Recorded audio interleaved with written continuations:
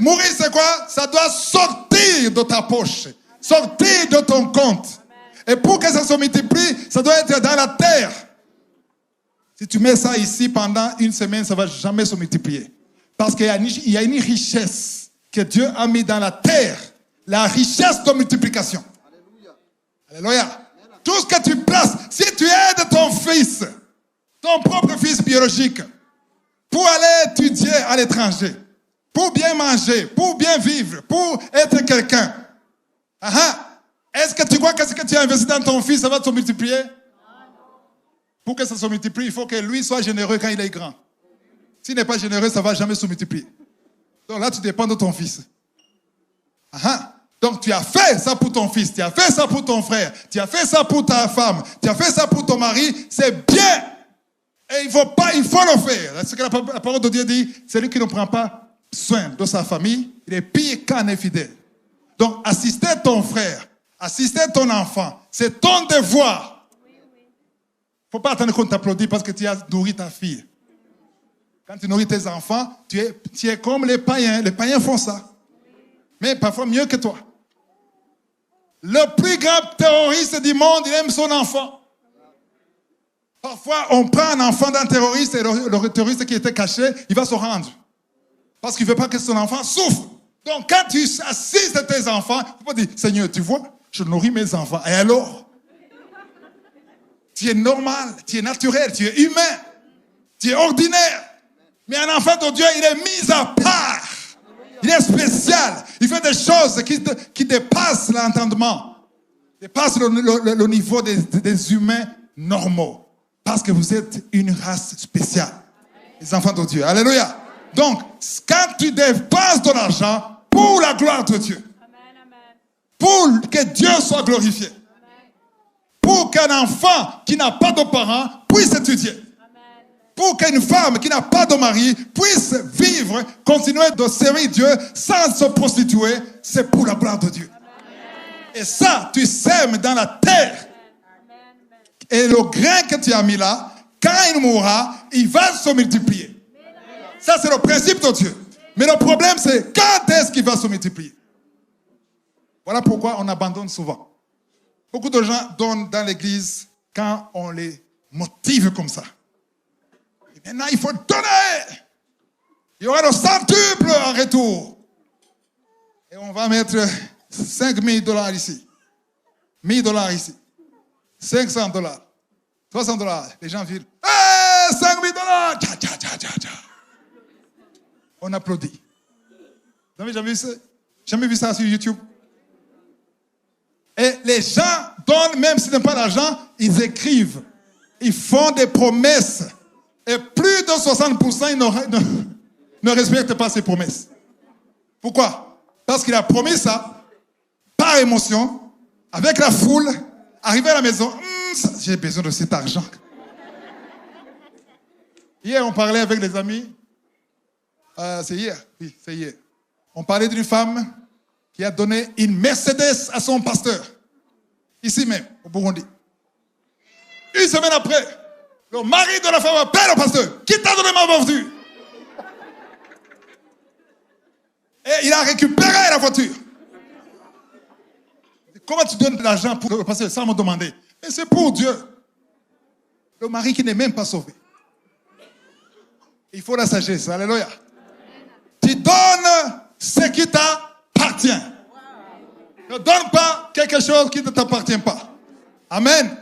Donc, tout ce que tu fais, tu le fais pour la gloire de Dieu. Et la meilleure façon d'avoir la multiplication, c'est de semer le grain dans le secret. Le premier message, on a vu que la prière, Dieu se trouve où? C'est pas seulement pour la prière, hein? Mais même pour l'offrande. Même tout ce que tu donnes à Dieu, c'est dans le secret. C'est Jésus qui l'a dit. Que la main droite, Luc 6, 38, amen. La main droite ne sache pas ce que la main gauche donne. On va parler maintenant, on va voir comment Dieu teste ce que tu donnes. Luc 6, 38, la condition pour recevoir. Donnez et il vous sera donné. Donnez et il vous sera. Attends. Donnez et il vous sera. Alors, maintenant, qui veut recevoir quelque chose venant de Dieu? Ah, même pas la moitié. Ah, ah. 3/4. Les autres ne veulent pas. OK? Les anges ont vu. Ceux qui veulent, tu vois, non, moi quand même, je suis un homme avec la barbe comme ça. Heureux ceux qui sont comme des enfants, parce qu'ils verront le royaume. OK, je répète. Qui veut recevoir quelque chose de Dieu? Ah ah! Voilà. Alors, la condition pour recevoir, quelle est la condition? Quelle est la condition? Donnez et il vous sera donné. Alors, si les gens étaient bien enseignés, on n'aurait pas besoin de les supplier parce qu'ils savent qu'ils veulent recevoir. Et si tu veux recevoir, il faut donner. Autrement dit, le meilleur message pour prêcher, pour la sémence. Vous connaissez le meilleur message? Je veux dire, ceux qui veulent recevoir, qu'ils donnent. Et que ceux qui ne veulent pas recevoir, qu'ils ne donnent. C'est ça le message qu'il faut. Si simple que ça. Donnez, attention, tu seras maudit. Est-ce que c'est pour lui ou c'est pour toi? Tu le menaces, c'est pour lui ou pour toi? Pourquoi tu es fâché alors? Qui sera frappé? C'est lui, c'est pas toi? Donne le message tel qu'il est. Tu veux recevoir, donne. C'est le principe dans l'Ancien Testament et dans le Nouveau Testament. Si tu veux que Dieu te donne, il faut donner. Parce qu'en donnant, tu sèmes et on récolte ce qu'on a sémé. Ceux qui veulent récolter, il faut s'aimer. Ceux qui ne veulent pas, ne s'aimez pas. Parlez seulement en langue. Ne donnez rien. Parlez seulement en langue seulement. Et louez Dieu seulement. Mais si tu veux recevoir, il faut. C'est pas moi qui le dis, s'il vous plaît. C'est écrit. Donnez, il vous sera donné. On versera dans votre sein une quoi? Bonne mesure. Qui est serrée, secouée et qui déborde. Car, pourquoi? On mesurera. Vous serez mesuré. Vous serez mesuré par rapport à quoi? Avec la mesure dont vous vous serez servi. Donc, tu donnes peu. Il ne faut pas dire, je déclare, je suis milliardaire. Non, non, non, tu as donné peu. Tu donnes peu, tu reçois peu. Ce n'est pas la faute de Dieu. Donc, tu reçois selon la mesure dont tu t'es servi. Pas on t'a servi. Toi-même, tu as décidé de te servir. Waouh, ça commence à être clair. Parfois, je me demande pourquoi est-ce qu'on doit menacer les gens pour donner? On ne doit pas les menacer. Pourquoi? Tu sers Dieu. Si Dieu est content de ce que tu fais, il va te bénir.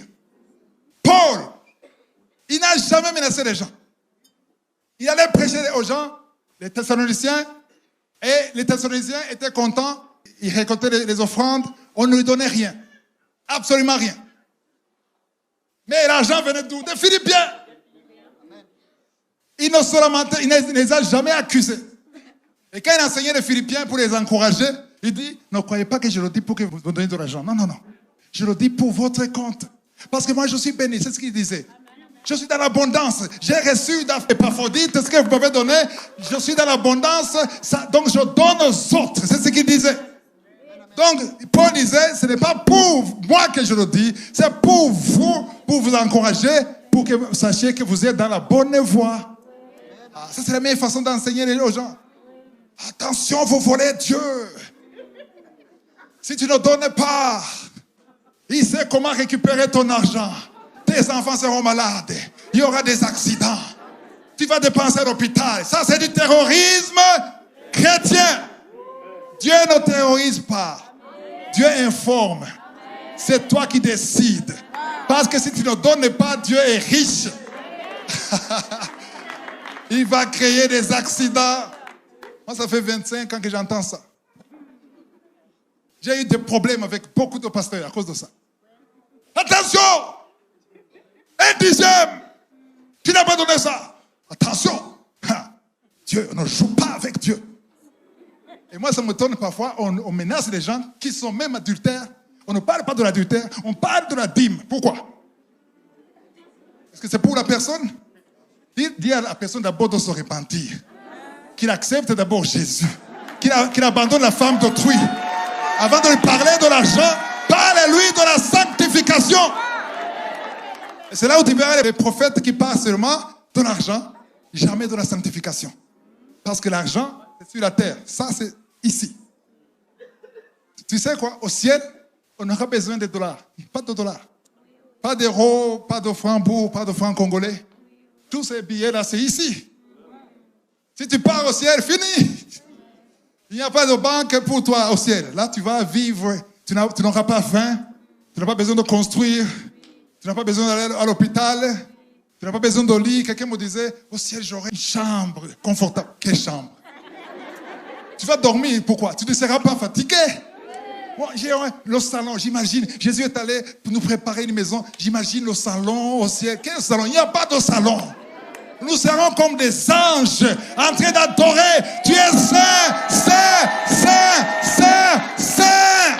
Alléluia. Donnez et il vous sera donné. Même si j'arrête ici, même si je rentre, j'ai déjà terminé le message.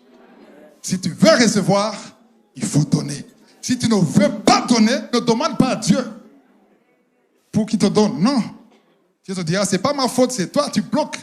C'est pas moi qui ai bloqué. C'est le principe qui est là. Moi, je vais te dire que si tu mets en pratique les principes de Dieu, j'ai oublié le nom là. Kabwalala. Mais là, ça confirme. 2 témoins, c'est bon. Kabwalala. Donc, si tu fais ce qu'il faut faire, c'est le principe de Dieu. Le Kabwalala te regardera de loin. Il va attendre que tu changes. Si tu ne changes pas, fini. Tu n'as pas besoin de le chasser. Tu n'as pas besoin de jeûner. Non, si vous jeûnez, c'est bien pour être dans la présence de Dieu. Mais ne jeûne pas pour débloquer les finances. Ça ne marche pas.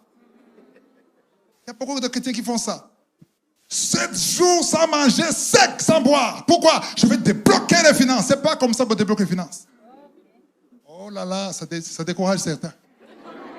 On ne débloque pas les finances par le jeûne et la prière. Je le répète, on ne débloque pas les finances par le jeûne et la prière. On débloque les finances par la semence dans la terre fertile pour la gloire de Dieu. C'est tout. Je peux rentrer. J'ai dit l'essentiel. Même si je quittais la terre maintenant, c'est déjà fini. Alléluia. 2 Corinthiens 9, verset 6. Sachez-le, celui qui sème peu, moissonnera peu. Et celui qui sème abondamment, moissonnera abondamment. Répète ça, pasteur. Sachez-le, celui qui sème peu, moissonnera peu. Et celui qui sème abondamment, moissonnera abondamment. Ça confirme ce que je venais de dire. Sachez-le. Dis à ton voisin, sache-le. C'est lui qui sème peu. Ou si tu sèmes peu. Peu par rapport à quoi? Je vais être clair ici. Peu par rapport à quoi? Pas par rapport au montant que tu donnes. Non.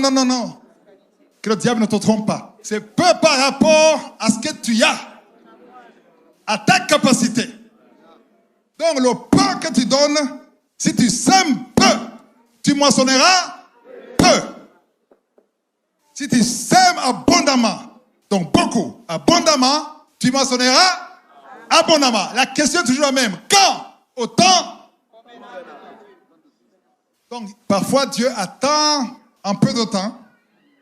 Moyen, parfois il attend longtemps. Moi il a attendu longtemps. Moi, il a attendu 8 ans. Mais ce n'était pas le Kabwalala. Tu sais pourquoi? Parce que pendant ces 8 ans, je n'avais pas tout ce qu'il fallait. Mais je vivais. Et j'avançais. Et je mangeais. Difficilement, mais je mangeais. J'étais dans le désert. Dans le désert, il n'y a pas de viande. Dans le désert, il n'y a pas de poisson. Il n'y a pas de bouchopo. Mais il y a quoi? Il y a la manne. La manne, c'est la même chose tous les jours. Les enfants de Dieu étaient dégoûtés de la manne. Ils ont dit, Seigneur, pourquoi toujours la manne? Parce que tu n'es pas encore arrivé dans la terre promise. Si tous les jours dans ta maison, c'est noir, blanc, noir, blanc, noir, blanc.